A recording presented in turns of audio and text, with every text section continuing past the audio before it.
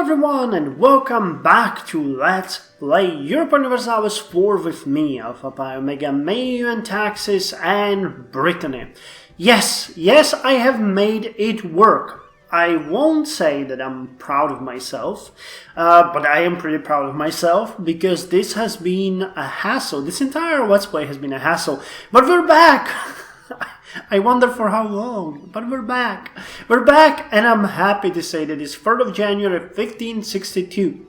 We've gone through over 200 years already, and boy, what a trip it was. The world as before is quite different from what it has looked like in real history, but it does not make me one shred of regretful.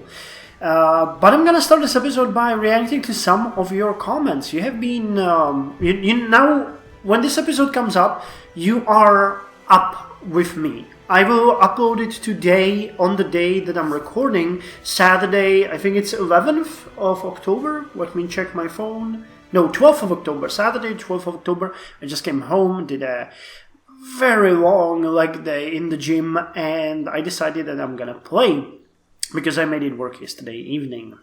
Anyway, so some of the comments that I would like to talk about. First of all, again, many of you miss the point of this Let's Play. This is not a min-max, because it's very easy to min-max. I'm trying to roleplay, so when people ask me things like why don't I build churches, which would be extremely useful, I know. But all of our rulers for the past, I don't know, 150 years maybe, have been skeptical. And skeptical I see as slightly opposed to the church, wondering whether or not the doctrine is correct, and definitely not going to promote the church. That's why we're also in the Reformation, but I guess we are now skeptical even to the Reformation for some reason. I just, we're all skeptical. Regarding the colonies, many of you asked me if these little tiny colonies will be worth it. No, they'll probably not be worth it, and I'm okay with it. They might bring us, especially now that we have this tiny piece of, what was it, the European port? Wait, it's not this one, Wait, it's not even this one. Where the hell is my European port? No, it was Omina. Marriage communication.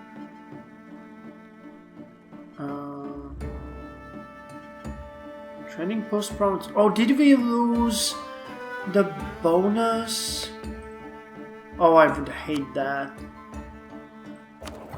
On the other hand, it still seems to be here. Because we still have... Yeah, Almina gives us 70, so it's not marked there, but we still have the massive bonus. So with that massive bonus, we will probably start earning a decent amount of money, especially if we develop the province a bit more. And I'm gonna continue with the network of ports that I have. Sorry about that, I hope you didn't... No, it did not crash. I clicked the wrong button with my mouse. So if we develop them slightly more, we might see a bit more of income from them. Right now, the best province that I think we have, it's not Argun, I always have trouble finding it. Here. This is the most valuable province of Nadar, though it's not really earning us much, but together with, not Buyadur, with, no, with Buyadur. Is that Buyadur? Yes, with Buyadur, they're starting to earn us a bit. It all depends on how the population will grow. We now have a couple more mods installed, the historical immersion mod, which changes the growth of the colonies, and I think that may change the growth of the colonies as well. So, unless these provinces grow rapidly, we won't see much of a return, but they still, allow us to maybe penetrate places like South America because they increase our colonial range. You have also asked me about the colonial range. This is where we can get right now. So yes, we can start colonizing the provinces that I said in North America, and we will. The plan, as I have it right now, is thusly. can you use it that way? I'm not even sure.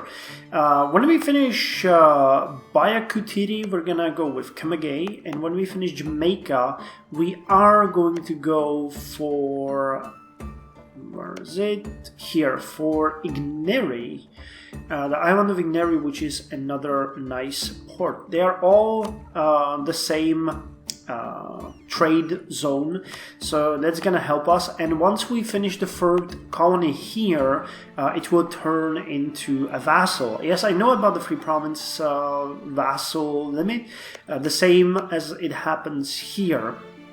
Once we're done with these colonies, Karelia, I think I'm still gonna leave one colonist here and one colony and try to upgrade it. Once we finish Elmina, though, I don't think we're gonna continue with these provinces. Maybe we could get some of the ivory ones, but I'm not entirely sold on that idea. Mapinda, on the other hand, we might, use eventually and get Mudindi. We'll see. But either the one from Mapinda or the one from Elmina, probably the one from Elmina, will be sent to North America to colonize there. Also, the one from Sherbro will be sent there, who is going to finish his work very soon. Oh my god, why did we get so much of a spread? Did they change it again? I hope this changes, because we did not get that many colonists before. Is that... yeah. Okay, so I think they upgraded the growth again. Yeah, definitely. Okay, so our colonies will now grow much faster. Well, whoop-de-doo. And that's about it for the colonies. Many of you also ask me about the development map. So this is the development of Europe as far as I can see it. We're not doing all that bad, but we are definitely falling behind as far as I'm concerned. The best province is our capital, but places like Perry are way ahead of us, and so are the Low Countries.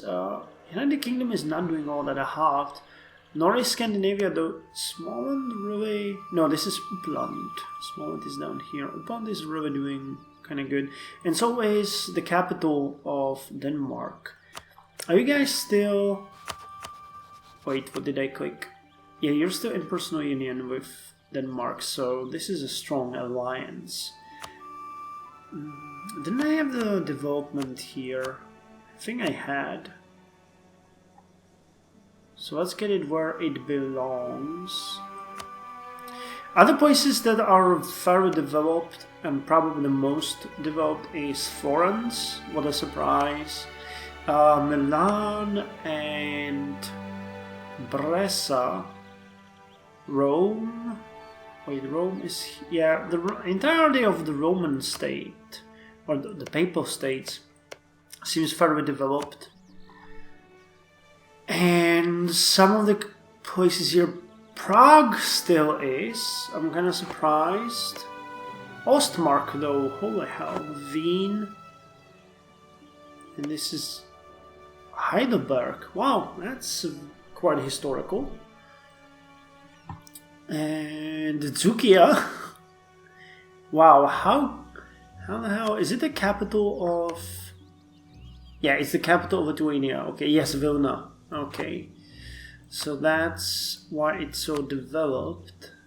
Then we can see Moscow being very developed, but oh yeah, it's part of Lithuania now. How is it with the autonomy? I'm pretty sure that they're not really doing that hot in autonomy.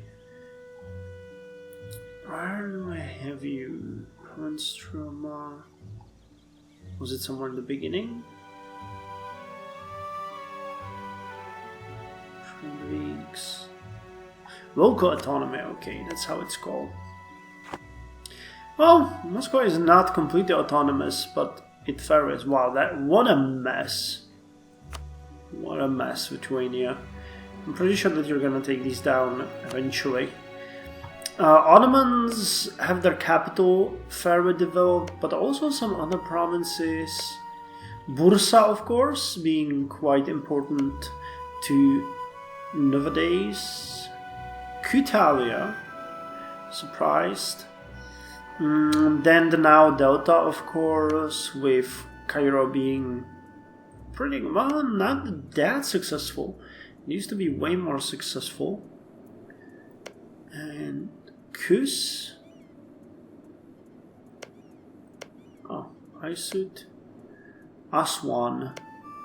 Not entirely. This is an independent province, really? That's interesting. Al-Ainhab, Al-Shurkia, Al-Qusayr. So that's the development of the world, as you can see. Well, there are some other interesting provinces like Tbilisi and Tehran, but they're at the very edge of our knowledge, and nothing in the... Wow, wait, here's something. Mayapan, Tituksiu. It's a fairly developed province. Okay, well, good to know that it exists. That really is it. You guys also asked me to show again the great powers, and I think it fixed itself. Yeah, for some reason, some time ago, there was a completely different, what was it? I think it was Genoa? Or someone was up there who really shouldn't have been up there. So now there's Song, which is a great power in East Asia. France is second, Jaunpur, Mamluks, Madurai, Bengal, Castile, Lithuania, and we are way below with development of 261 and rating of 217. But I'm hoping that we're not doing all that bad. Okay, so for the economy side of the game, we are going to continue saving money. There were several comments asking me why I'm building ships and not ports. Well, the reason for that is that ships give immediate advantage of free trade power. And when you look at our situation here, you will notice that the province trade power for us is actually only 88, while the ship trade power is 130. So yes, that is quite an investment.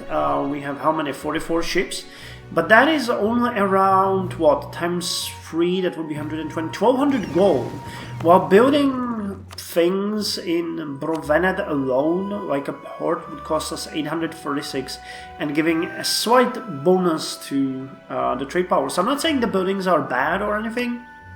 They're not just a priority for a small nation like we are, because, yeah, well, they're probably not a priority for even the big countries like France.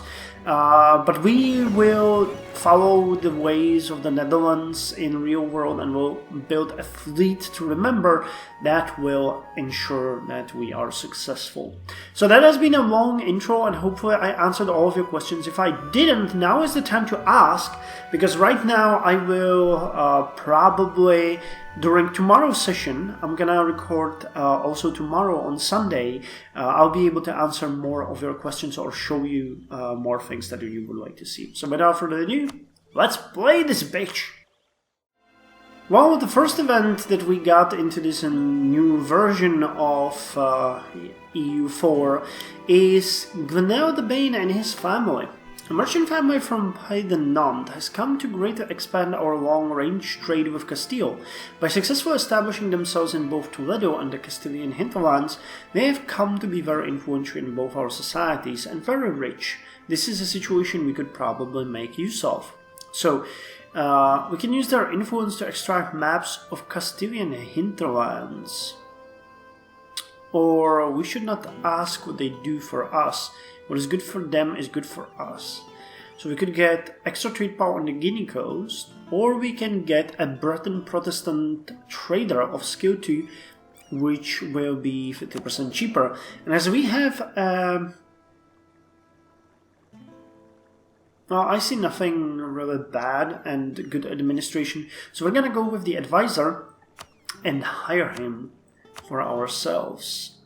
He is exactly the same as we have right now, but he's going to give us a bit more diplo power. He's going to cost also a bit more money, but I think we're in a situation where we can use this. And I'm a bit skeptical about one thing.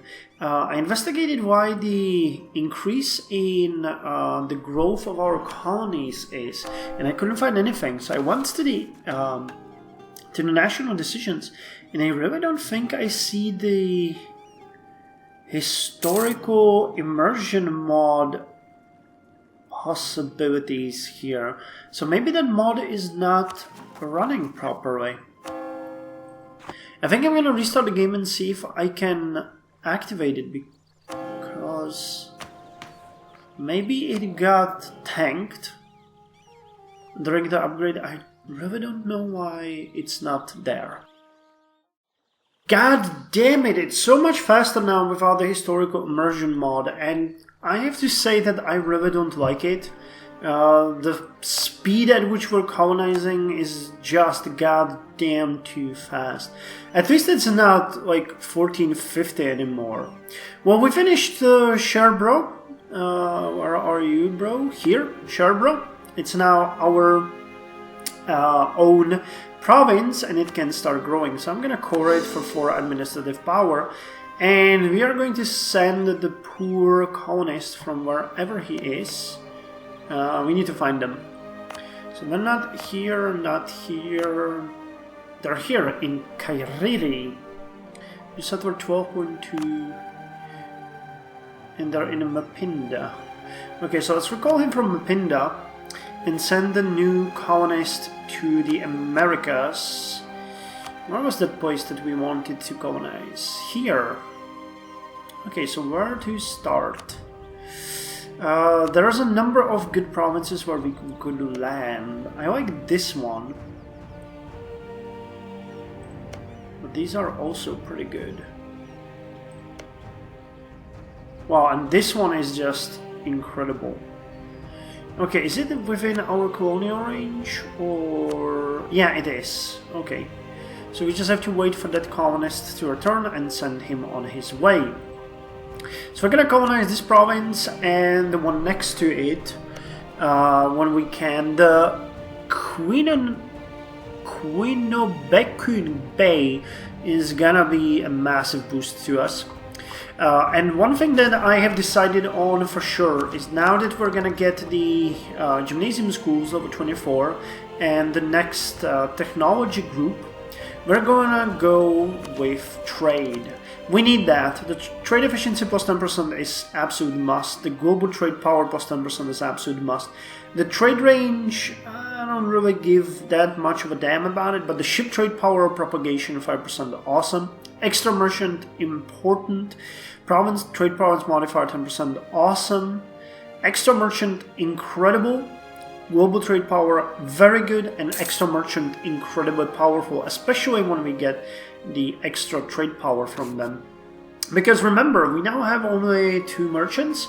We get one in Northwest Atlantic and the Guinea Coast, and we'll need one down in Brazil, we'll need one down here, and we'll need one in the Eastern Seaboard to help us transfer the trade to our main trade node. We also are making a decent buck. It went up all the way to 15 at one point, then it dropped down, and now we're 1 colony short. So wait, I think it's... wait, no, it's on the financial one. Yeah, so we are even 5 gold. Yeah, so we would have like 20 at one point when you look at that. So the goal now is to get the next administrative technology that will allow us to get trade, because we're going on full trade. We already do have the colonial places to aid us in that, and it's going to be nice.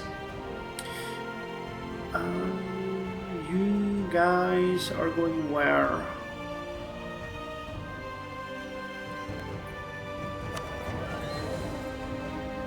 We're collecting here. But we can't unfortunately transfer. I think this goes to Iberia, so here we really have to transfer. But then the eastern seaboard we can transfer, and I think we can do the same in the Cuban one, or I hope so. I guess we'll have to see.